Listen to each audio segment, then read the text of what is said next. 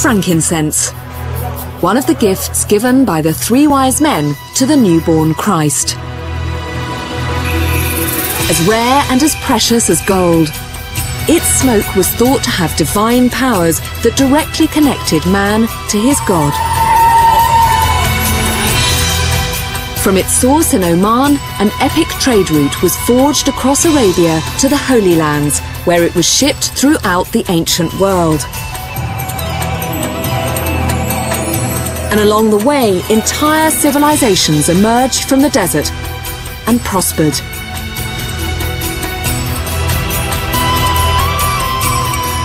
Now, 5,000 years after the frankincense trade began, I'm following in the footsteps of one of the great epic trade routes of ancient times.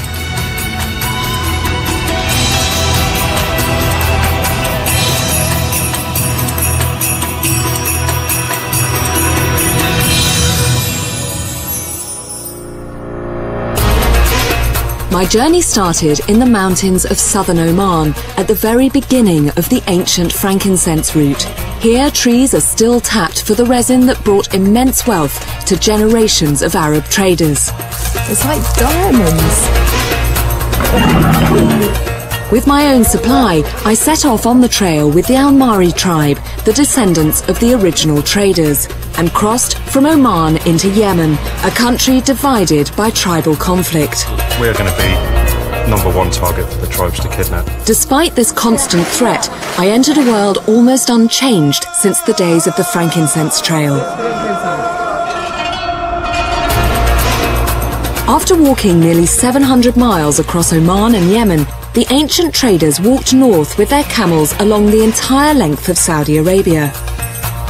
To follow in their footsteps, I had to prepare to enter one of the most secretive countries on earth. You're going to have to give me intensive lessons on how to do this. The overland border between Yemen and Saudi Arabia was closed, so I left the frankincense trail and flew to the Saudi capital, Riyadh, where the next part of my journey begins.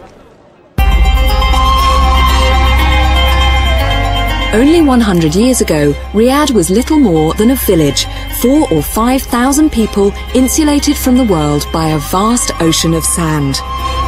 Now it's the world centre of the oil trade, estimated to make as much as $1 billion a day in profit. Up until now, Riyadh, like the rest of Saudi, has been virtually closed off to the non-Muslim world, and I'm only allowed to travel accompanied by my official male chaperone, Dowie. Why has Saudi Arabia decided to be more open now? What Saudi Arabia going to do? They want to change the idea about Islam, about life here. So everybody is welcome to come here and see Saudi Arabia, Saudi people, and our history. To introduce me to modern-day Saudi Arabia, Dowie is taking me to meet a member of the royal family, a prince with a passion for business. And this is his office. He owns the entire building, and from here runs an empire that has made him the richest man in the kingdom. So this is the entrance to the Kingdom Tower. See much from the car. It's a staggering building, though. When demand for frankincense was at its height, those trading it became immensely wealthy. Today, I'm meeting a modern-day equivalent, but instead of trading frankincense, he's trading on the stock market. One of the big problems about getting this invitation, which is great to meet Saudi's richest and one of the most influential men in the world, but what do you bring him as a gift? So do you think this is going to be all right as a gift? It's got frankincense inside it. Ears popping. Thank you. Hello. I'm fine, thank you very much. It's an amazing building, but an even more amazing office. Yeah, it is actually. My name's Kate. Renee, what would you call? Very nice to meet you. Very nice to meet you. Please have a seat. Okay, thank you. I suddenly feel quite overwhelmed and incredibly frumpy. How unfair is that, to be met by a woman not wearing a great big black sack, but a tiny little pencil skirt and perfect heels and enormous amounts of makeup? This is the man. And he owns large chunks of all those companies. And even me, with my minimal business brain, has heard of most of those. The Corporate Communications Department. I'm the deputy to. Very nice to meet you. you. Very well. I'm Welcome. feeling a little overwhelmed, I have to say. Yes, that's how I felt when I first Really? came here, but every morning as well. Well, it's everything, the scale of everything, but also all of you are so glamorous, and I'm feeling a little bit kind of underdressed. Well, you can take your abaya off if you like, yes? And is there a proper form of address? Do I need to call him Your Royal Highness? Or? Of course. I mean, his title is His Royal Highness Prince Al-Walid. So, okay. Yeah. I mean, he sounds, from what I've read, he sounds absolutely fascinating, but quite scary. There's no need to be sure. And finally, I meet His Royal Highness Prince Al-Walid bin Talal. Gosh, there's more cameras in here than there are outside. Hello. Present to you His Royal Highness Prince Al-Walid. This is Kate Humble. Your Royal Highness, very nice to meet you. Thank you. Thank you very much. My every action is being recorded by Prince Al-Walid's personal TV crew, which documents every minute of his public life. Can I, before we start, can I give you this? Please, thank you. Inside there is some frankincense that we collected in Oman. Thank you. Oman, huh? I believe you're the grandson of the founder of Saudi Arabia, is that right? King Abdulaziz, yes. I'm amazed that you bother to work. I think every person has to work. It's part of our religion, part of our ethics, part of our habits is to work. I mean, every person has to work and produce. You've amassed a huge fortune. Are you the richest man in the world? No? No. Not quite? No, I'm among those, thanks God. You're among them. Is there such a thing as too much money? Well, you know, really it's, once you go beyond a stage, it really becomes academic because there is only so much you can do with the wealth. But more importantly is how you can apply your wealth to help society and plow back part of it to the system and advance certain causes that you believe in. The meeting over, I'm unexpectedly asked to join the prince for the evening. What? He has a full-time staff of bodyguards and a convoy of vehicles that accompany him wherever he goes.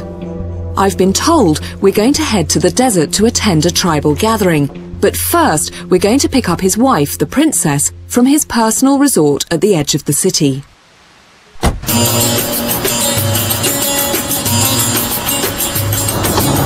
feel like I'm in a Bond film. What do you mean unsecure? We're in a cavalcade of these very kind of threatening-looking cars. I don't know whether they're bulletproof, but you suspect they are. I want to ask him, because at the moment he's clinching some multi-million-pound deal, I think. There's lots of big numbers being bantered about.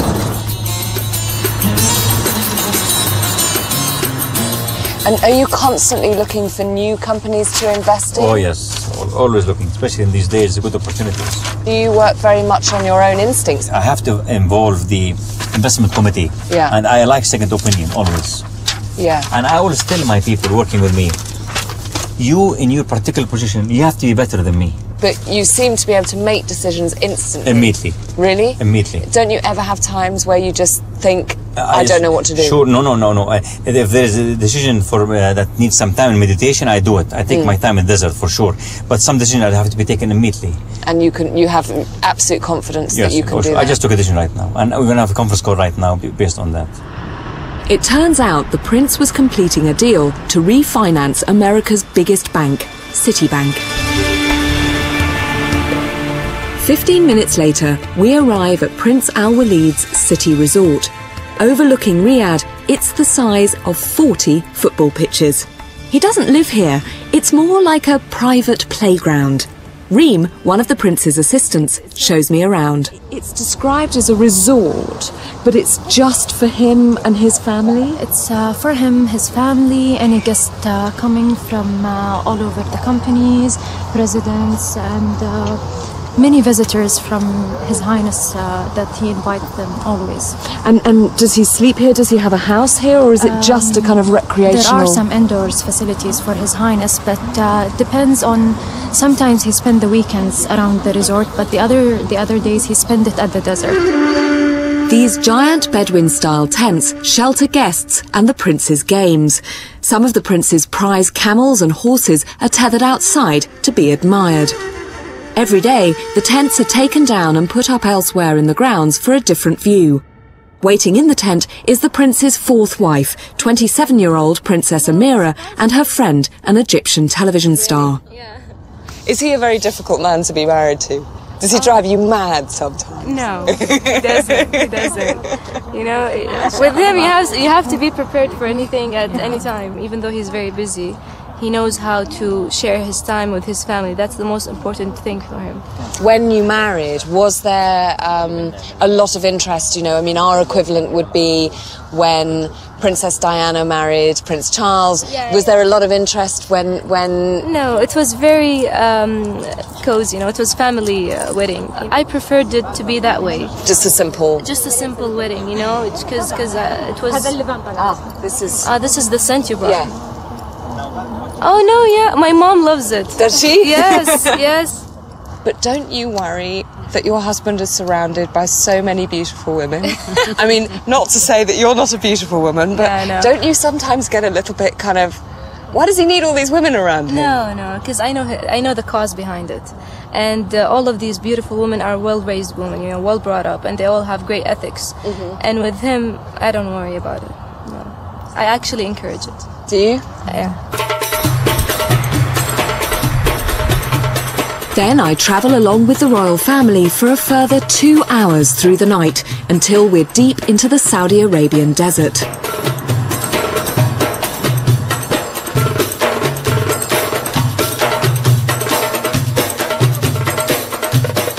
Every month, the prince meets with local tribal leaders and their subjects in a traditional event called a majlis.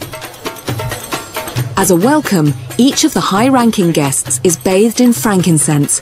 They trap its sweet perfume in their clothing. Close to 1,000 tribesmen wait patiently in the background. There's no social security in Saudi Arabia, so it's custom for Arab leaders to give money to their people. Tonight, the prince will give away many hundreds of thousands of dollars of his personal fortune.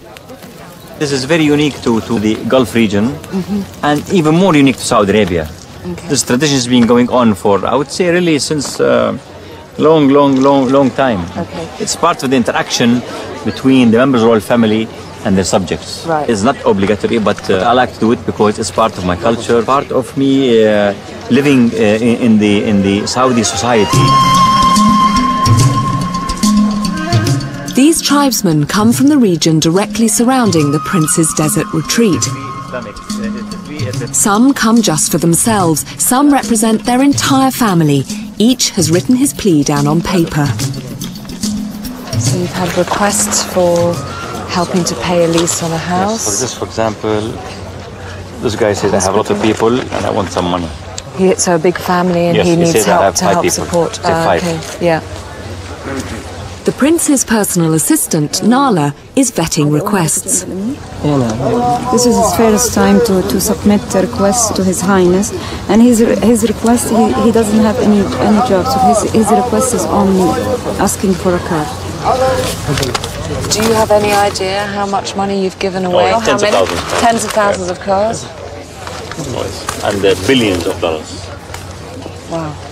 وبي العوض من الله ثم منك بسيارة. إن شاء الله. هي هذه بهالخيمة يواد. إن شاء الله. هذا تروح توفت يعني ماتت. أبد قبل. الله يرحمها. وياك. نبي العوض من الله ثم منك. Is he very happy? No, he said that my car, I need the car. He was saying, reiterating his request. Emphasizing it. Yeah. Actually, overemphasizing it. But he won't get penalised for that. He'll still get his car. Never. Okay. This has been going 25 years now. It's really Islam in practice. So is there a concept of heaven that you go to a special place if you've... No. I mean, this is, some people in the extreme Islam, they talk about these things, you know. I mean, a person does his duty and responsibility in the world, whether he's Muslim, Christian, or Jewish, and then God decides where to put him.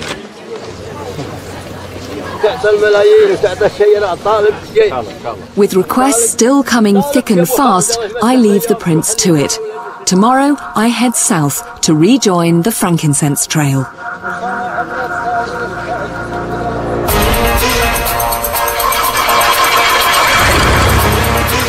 No roads connect Riyadh to the trail, so I've hitched a lift with Saudi's National Parks Authority.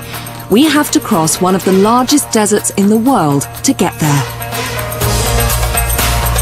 I'm heading south towards the Yemeni border to where the ancient frankincense traders entered what is now Saudi Arabian territory.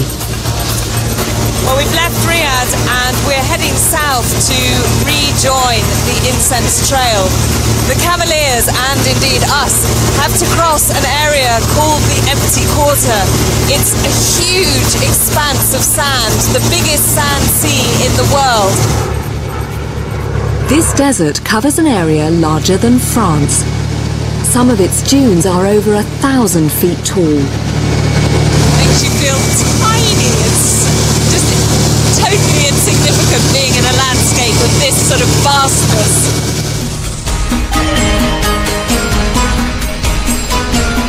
Crossing this huge desert takes 4 hours by plane. At the border, we return to the frankincense trail. Thank you again, Hamid. Thank you. مرحبا مرحبا هلا السلام عليكم. عليكم السلام كيف الحال؟ الحمد لله على السلامة. الحمد لله. كويس. Abu Ali is the head park ranger of this immense territory. It was wonderful. A Bedouin tribal leader, he and his 30 park rangers patrol Saudi Arabia's border with Yemen.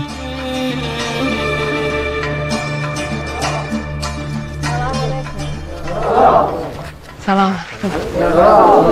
These Bedouin tribesmen have an intricate knowledge of the desert, which has enabled them to live for generations in one of the harshest environments on Earth.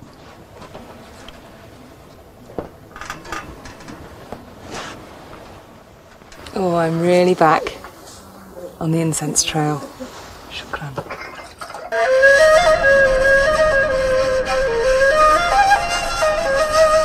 It took the original traders 2 weeks to cross this wilderness, and it was one of their greatest challenges.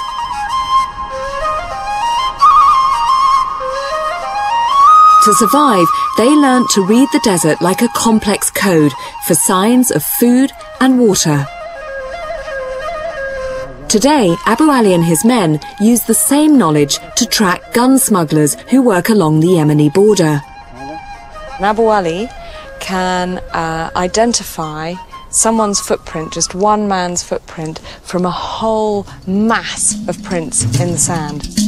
Abu Ali is going to prove his tracking skills with a simple exercise. With his back turned, the 4 men walk away.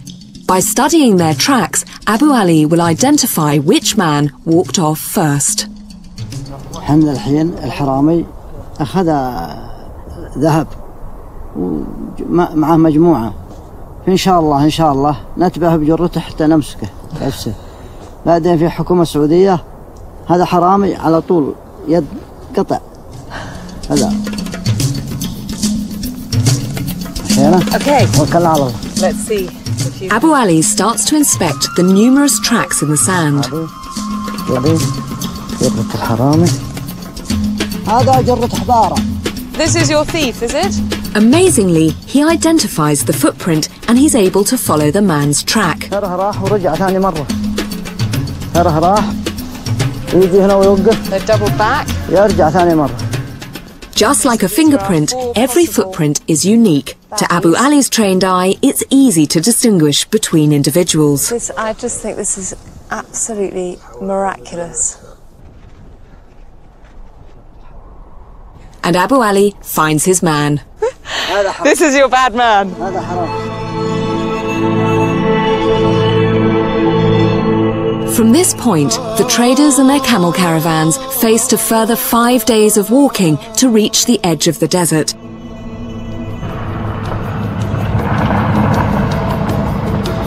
Beyond the dunes was welcome respite from the barren wilderness, a city built on the profits of the frankincense trade. Known today as Old Najran, these are its ruins. I'll go and explore. See you in a bit. This would have been the gates to the old city, and 1,500 years ago, any of the cameleers who reached this point must have done so with a huge sense of relief, because they'd just completed the toughest, most unforgiving section of the route, and to get here must have felt like arriving at nirvana. In front of us, all these buildings here would have been the homes of rich merchants. The streets would have been cool and shady, full of tradesmen and markets, all cashing in on those giant camel caravans from the south.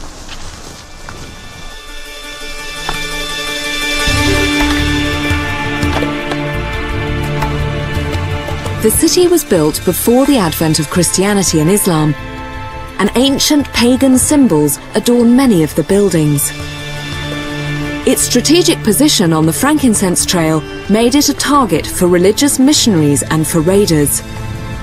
For hundreds of years, this was a peaceful Christian city, but a Jewish Himyar tribe from Yemen changed its fortune forever. There's a legendary city mentioned in the Quran called Al-Uqdud, and some Saudi experts believe that this may have been it. And if it was, then it was the scene in 524 AD of the most horrific massacre. The city was besieged, and the Christian citizens given the most horrendous choice: convert to Judaism or die. They chose death, and over 20,000 of them perished in a pit of fire. Now, at that time, the overland trade routes were in decline, and this city probably would have lost most of its significance. But if it was indeed the scene of that massacre, maybe it was that event that helped bring about the end of one of the great cities built on the back of incense. Just outside the ancient city are farming villages that are little changed since the time of the frankincense trade. It's like we're in a whole different country down here, isn't it? Yes. And when the camel caravans were travelling through this area, would they have seen this sort of architecture? Yes. They're a great shape, aren't they? This sort of tall tower. And did you grow up in a house like this? Yes. And was it? My grandmother still lives in one of these houses. It's very beautiful. It's very warm in winter and cold in summer. It wasn't long before the caravans faced another great natural barrier. Not sand this time, but rock. The Asir Mountains are Saudi Arabia's biggest mountain range, and finding a safe route through them presented a formidable challenge.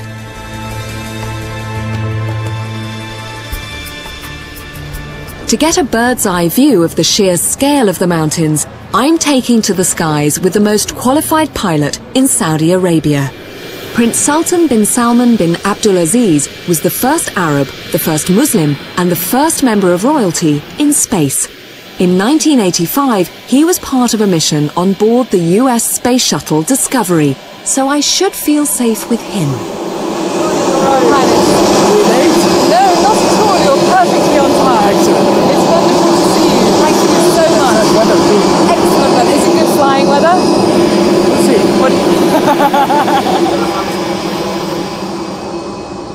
Where do you want to go? Well, ideally, as I say, I believe that the caravans mainly came up this side of the mountains. They obviously couldn't go on the ridge because the camels didn't like it.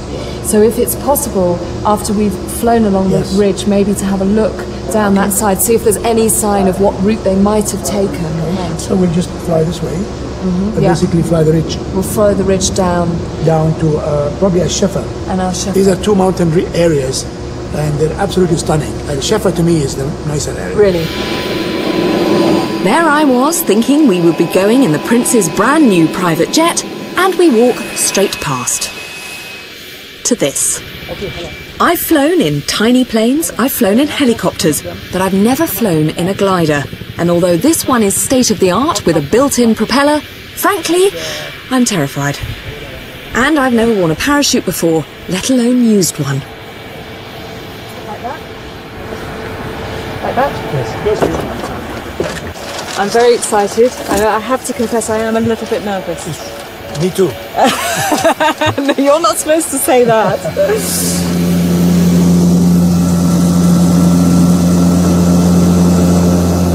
Wow, we're up. That's amazing. It's like magic.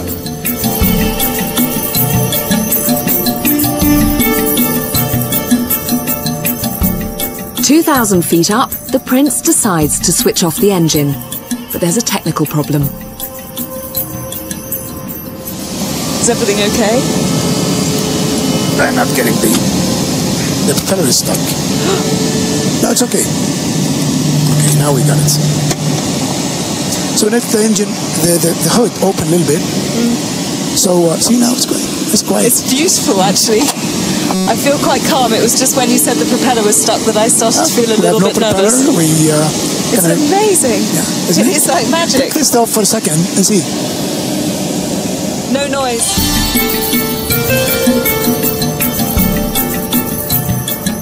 Many different routes were taken by the caravans through these notoriously rugged foothills. In fact, the Asir Mountains may well have been given their name by the frankincense traders, because Asir is the Arabic word for difficult. It was so beautiful driving through here, but to see it from here, you just get, as you said, it's so difficult to get an idea of scale of this country. And for me, trying to follow this incense route, to see the journey that those caravans took. That's right. To be able to battle with a landscape like this, with all their wealth, on those camels, it's just an incredible feat, really, of human endeavour.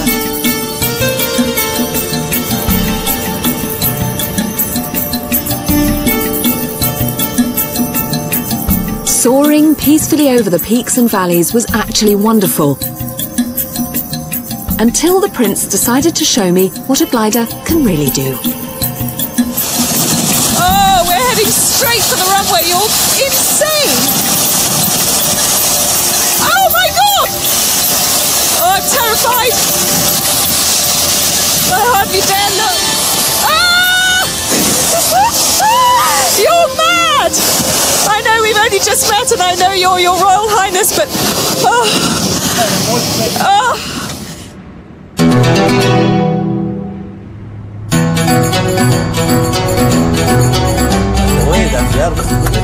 Back on the ground and very much relieved, I'm travelling with Dowie to meet a remote tribe of people who know every route through this vast maze of rock.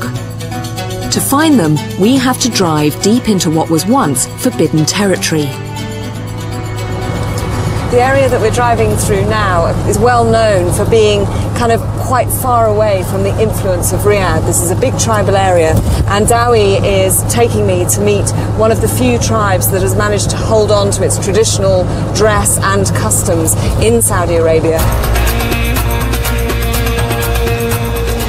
Until recently, the government has kept this region off limits to both foreign and Saudi travellers.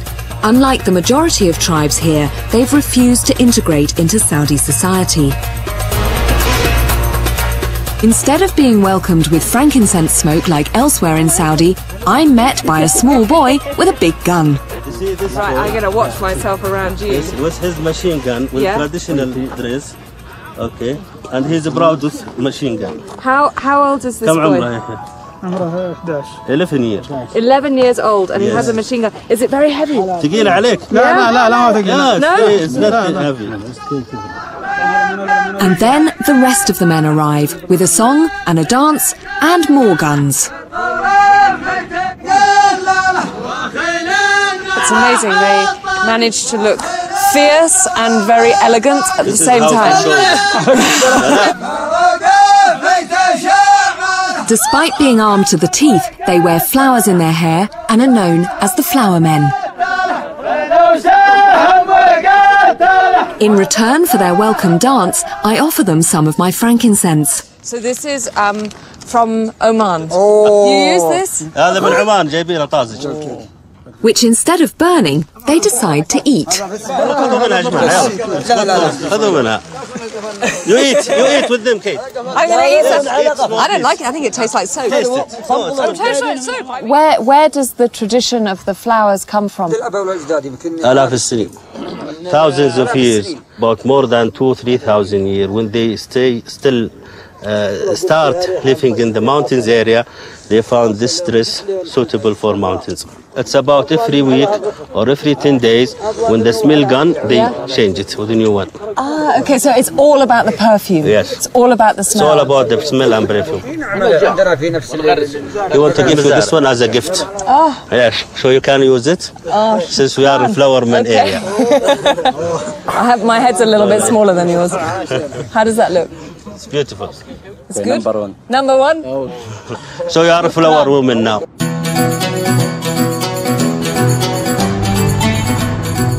Once the frankincense traders made it through the foothills, they followed flatter ground north towards what is today the Muslim world's most important sacred site. Yeah. Ahead of us is the city of Mecca, the birthplace of the Holy Prophet Muhammad. But I can't go there, as the road signs make very clear. It's out of bounds for non-Muslims and forbidden by Saudi law. The traders walk directly from the Asir Mountains through Mecca on their journey north. We have to make a diversion 100 miles west to the city of Jeddah.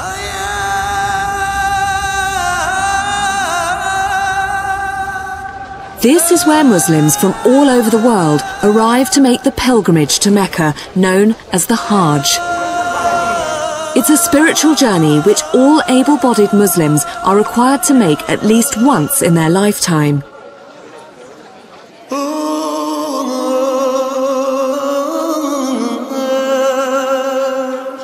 Today, around 3 million pilgrims come to Jeddah each year.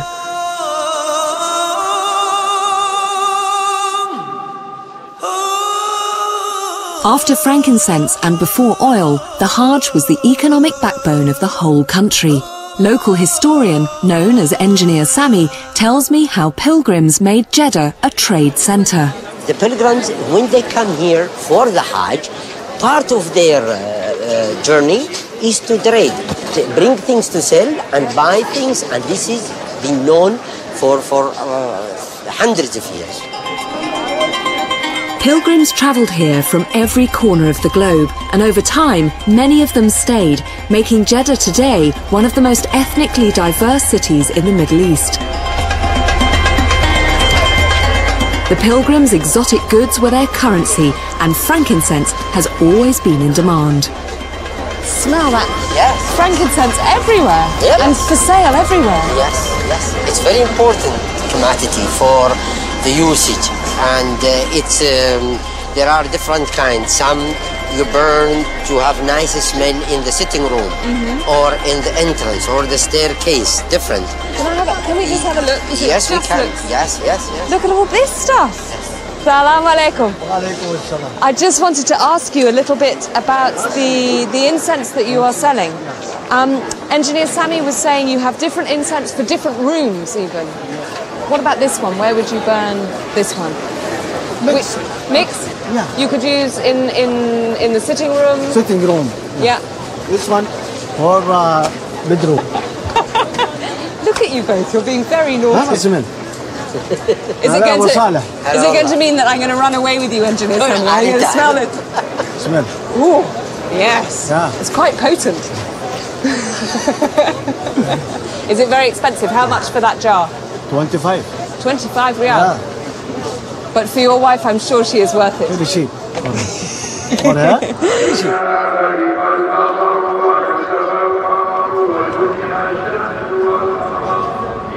As sunset approaches, Sami wants me to experience Jeddah's unique call to prayer.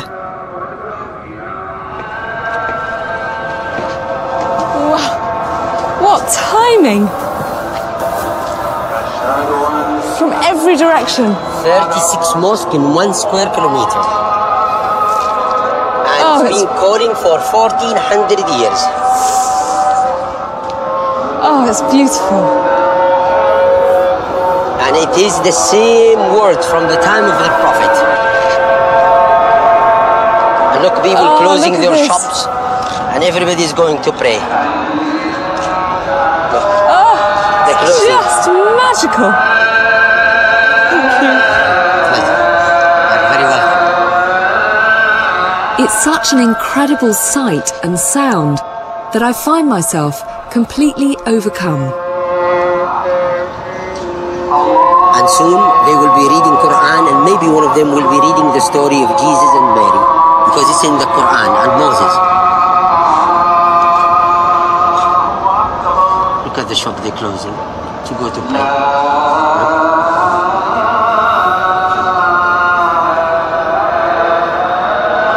I feel quite moved. It is a nice experience. Beautiful. Yes. And it's authentic, and it's human. It's not recorded. So each guy is calling. And in the past, 100 years ago, before the introduction of the microphones, they used to go all the way to the top, and he calls. And then everybody hears. Despite being the gateway to Mecca, Jeddah has a reputation of being the most liberal of Saudi's cities. But still, with no bars or nightclubs, no concerts or cinemas, and men and women banned from mingling, what do young Saudis do to have fun?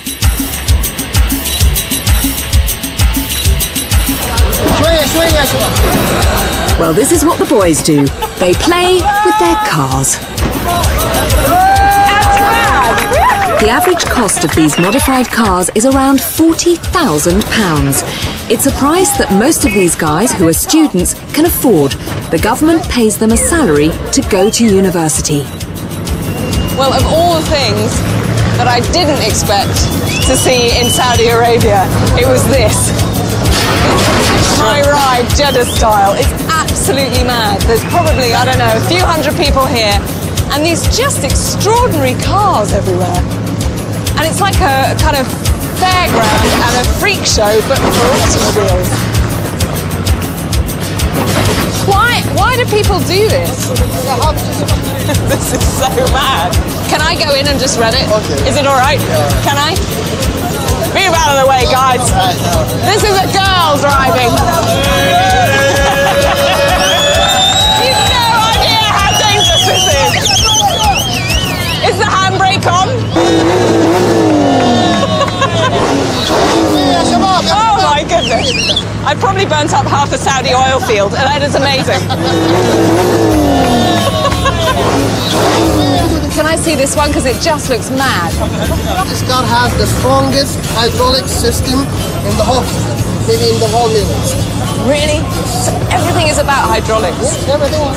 Although these cars are built to attract attention, sadly the boys don't have much chance to impress the girls. The authorities don't let these cars out on public roads. They're confined to car parks, like this one. So great. I am, I'm terrified. Just a few blocks away, some of Jeddah's girls are having their own fun. But what seems like an innocent game of basketball is actually a risky political statement. Powerful religious clerics have banned girls playing sport in public, deeming it un-Islamic. These students and housewives play their basketball on private property, but despite that, they still risk being arrested. And Dowie isn't happy about them playing either. Now then. What does that look mean? I don't know. What's the problem? It's the first time I saw this thing. First time you've seen women playing sport? Yes. Any sport at all? Any sport at all. But does it say anything in the Quran about women not playing sport? No, there is nothing in the Quran saying women cannot play sport. If they are only women, that I will accept it. But when there is a man, I cannot accept it. Mina started the club 2 years ago with 6 members. Today, there are more than 100. They are one of 7 teams in a women's basketball league in Jeddah. For a lot of women in Saudi Arabia, this is very unusual and not acceptable in some cultures within Saudi Arabia. It is a tribal belief, and hopefully that will start changing with the globalization, the world being a global village.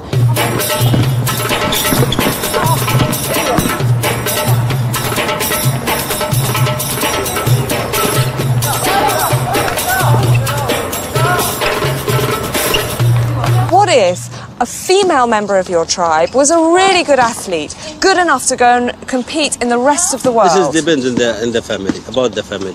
If the family accept, yeah, why not? Would you accept? No.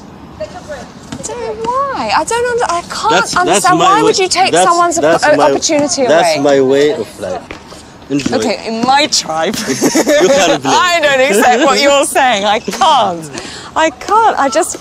I cannot understand, and I'm sorry because you've been an amazing host to me in this country and it's your country, but that makes no sense. None.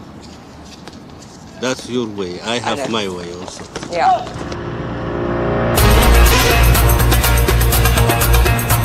The next morning, we leave Jeddah. And I have more annoying questions for Dowie.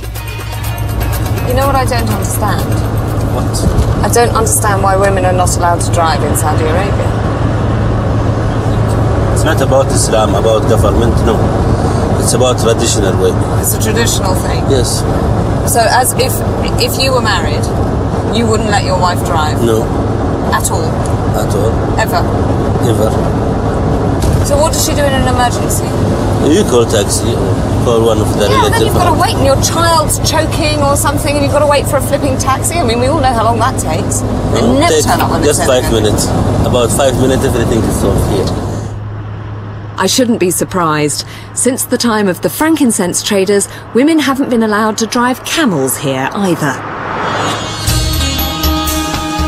Camels were once the most important assets of the desert tribes because their lives depended on them, and their welfare was traditionally the full-time occupation of men.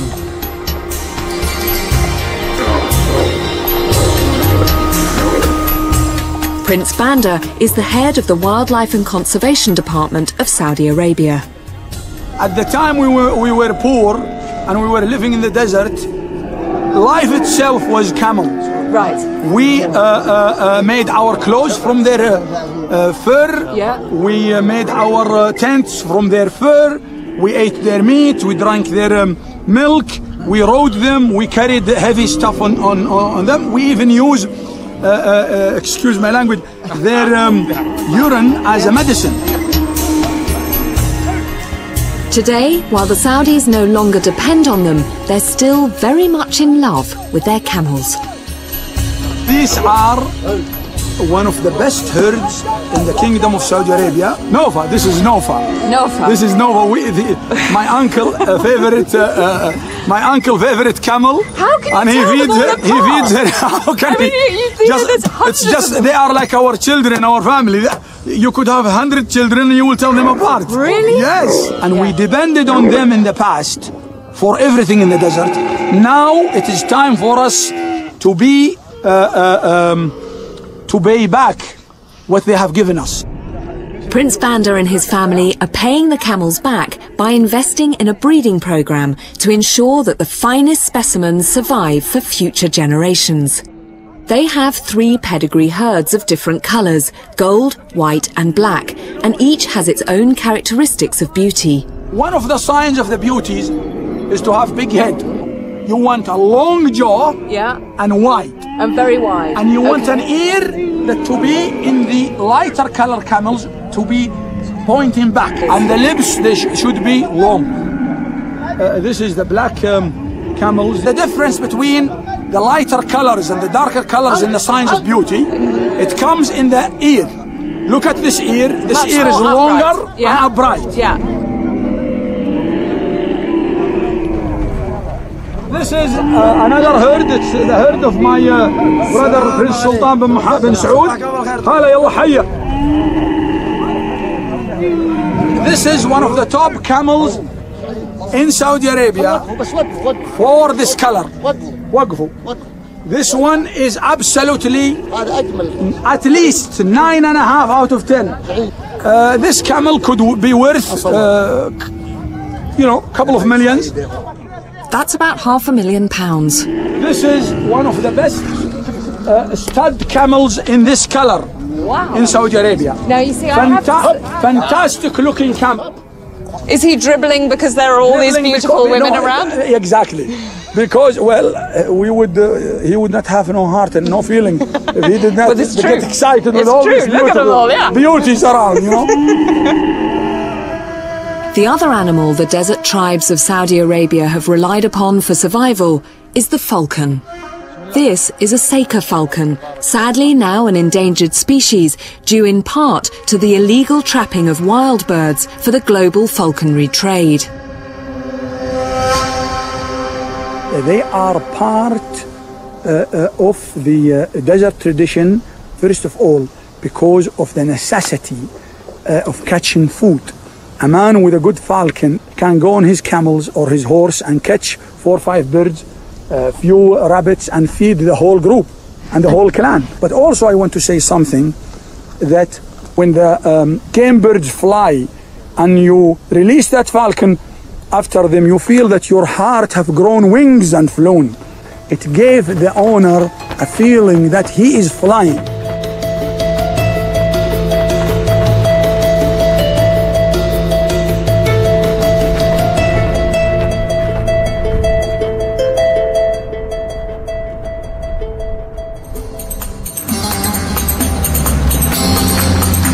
Travelling north from Mecca, the traders entered the most tightly controlled territory of their route. These deserts were ruled from an ancient city that was built into the rocks of the Hismar Mountains. It's easy to think that a journey through the Arabian Peninsula would be, well, quite boring really, as far as landscapes are concerned anyway, that it would just be lots of flat desert and sand. But it's been incredibly varied, and I think this landscape really takes the prize. It's so beautiful. It's like a giant natural sculpture park.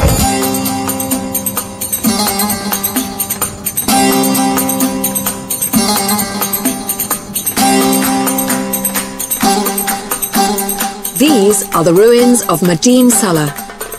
The people who lived here ensured the safe passage of the trade caravans in return for large taxes, which made them exceedingly wealthy.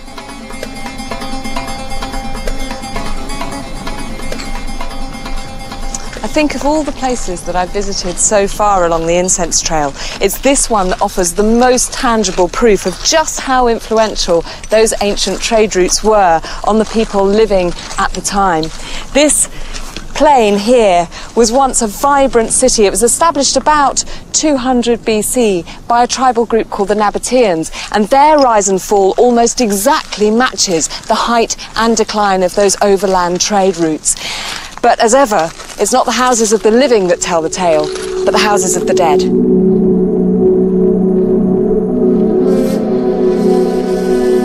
All that remains of the great city are 131 private tombs, each of them hand-carved out of solid rock.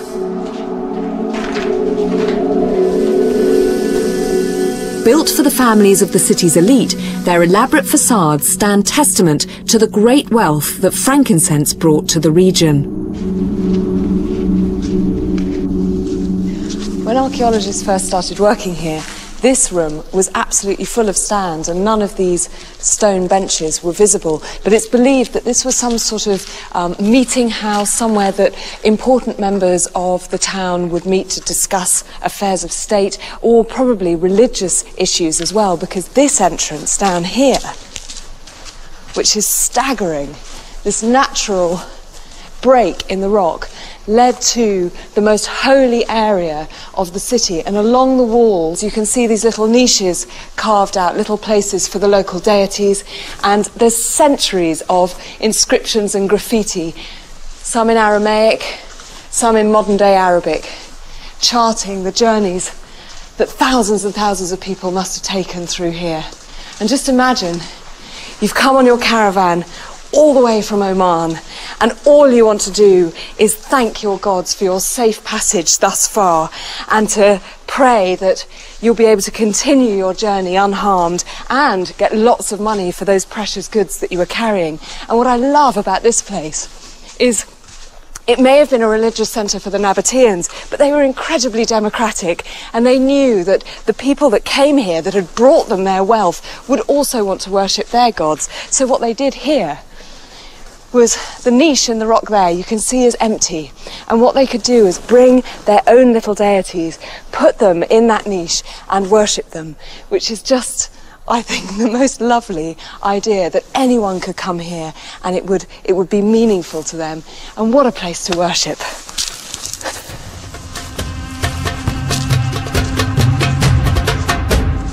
This desert utopia came to an end at around 100 years after the birth of Christ, when the overland trade route finally stopped being profitable. Frankincense that was once carried here by the ships of the desert began instead to be transported by ships at sea. The development of sea trade meant that merchant boats could sail along the length of the Red Sea in around 60 days, more than twice as fast as camels taking the overland route. The Saudi Arabian Coast Guard are granting me extraordinary access to see evidence of this sea trade route for myself. I'm joining Eric Mason, a professional diver who recently discovered an untouched and ancient shipwreck. With 35 years diving experience, he's one of the few with permission to explore Saudi's highly guarded and pristine reefs. So now they've stopped all shore diving. Wow, that's only brilliant. escorted diving, yeah? Yeah. So they said if you can't respect the reef, then stay off it. So Wow. it's good for us. That's great. Good for us. That's conservation. Great. Yeah, brilliant. Reliable sea trade started along this coast when a fleet of Roman warships was sent here by Julius Caesar to protect merchants' boats from pirates. Soon, even the smallest of privately owned boats were able to make safe passage, and everything from cinnamon to pepper and, of course, frankincense sailed north towards the Roman Empire. We're heading 30 nautical miles offshore to explore what Eric thinks is one of many ancient merchant shipwrecks along the route. He discovered it by chance. So how did you find it? Because I mean, it's Purely accident. We sheltered behind, same as the captain of the shipwreck did. Yeah. We came behind the reef in the storm. Yeah. And we were messing around looking for something to eat. 2 hours offshore, we see waves breaking on a reef. Eric thinks the ancient merchant ship was sailing north when it hit this reef and sank. The remains of it still lie on the seabed. The Saudi Coast Guard have given me permission to dive with Eric, but only according to their rules. Unsurprisingly, I'm forbidden from bringing anything to the surface and also from revealing the precise location of the wreck. Well, I have to say, diving in Saudi was not something I expected to be able to do. It's actually not something many people have done. I know, I'm so excited about it. Yeah, you should be. Yeah. Eric, to tie it up with our incense route, you know, something that you think of as being purely overland, but of course, it was the sea that took over. It really did. And to it see destroyed the land evidence of routes, that, in fact. Yeah. And to see evidence of that is going to be amazing. No question. Simply because it hasn't been dived, people haven't been coming here. So we've been blessed. We've been blessed by paranoia. Okay. Okay. Tank open? Yep. Thank you.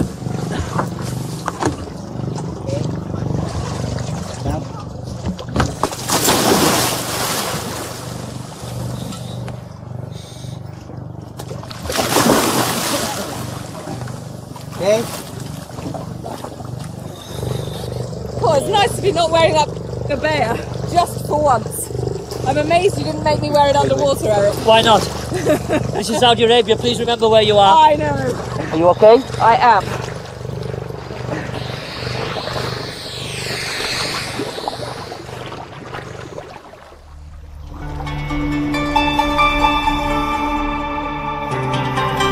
And then we enter another world and another time. 15 meters below us, in crystal clear waters, lies the skeleton of the shipwreck.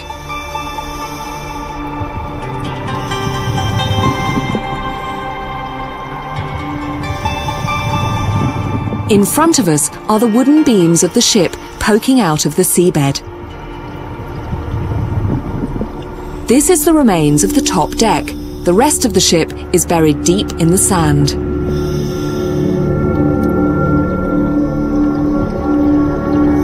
Terracotta jugs are scattered everywhere, many almost completely intact.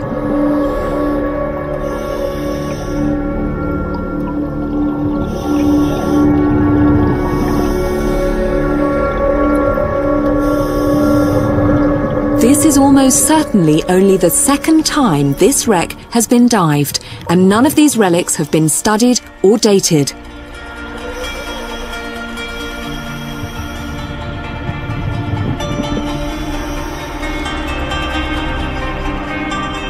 It's extraordinary that it hasn't been plundered, and to see so much evidence of that ancient cargo.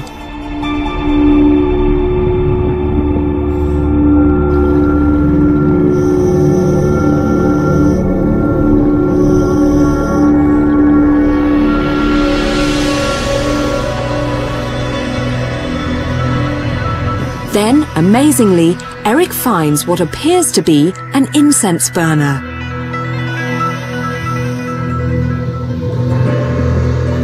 Its shape is exactly the same as the burners still in use today.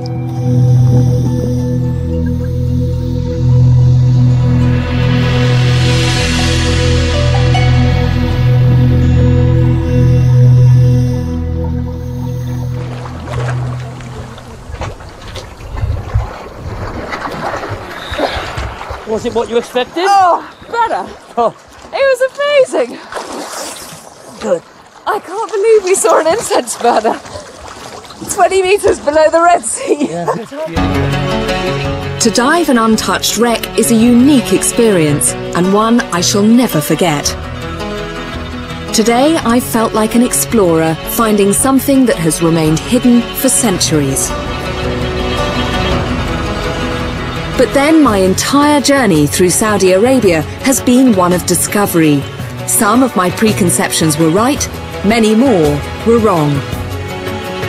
Now, on the other side of the Red Sea, awaits another journey through an even more ancient territory. Egypt. In the next programme, I follow the frankincense trail through the land of the pharaohs, where its smoke was used to connect kings with gods. So that's someone offering incense. And is still used today by the descendants of the ancient Nubian tribe. I sail along the Nile and witness the blessing of an ecstatic Christian crowd. It's actually getting a little bit nerve-wracking now. And through the teeming metropolis of Cairo, the trail leads me deep inside one of the great wonders of the world. And then in the Sinai Desert, I take part in an extraordinary ceremony with a Bedouin healer.